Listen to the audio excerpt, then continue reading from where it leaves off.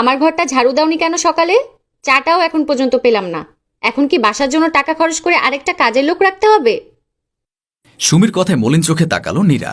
ঝাড়ুটা হাতে নিয়ে নরম গলায় বলল, আমি এক্ষুনি তোমার রুমটা ঝাড়ু দিয়ে দিচ্ছি। আজ মাথাটা একটু ধরেছিল, তাই ঘুম থেকে উঠতে দেরি হয়ে গেছে। সুমি ক্যাটক্যাটে গলায় বলল, থাক থাক, আর বাহানা দিতে হবে না। তোমার ফাঁকিবাজি আমি খুব ভালো করেই বুঝি। সব কাজ না করার ধান্দা। খাওয়ার বেলায় তো আর কেউ কম খাও না, কাজের বেলায় হাত চলে না কেন? নীরার চোখে পানি ছলছল করছে।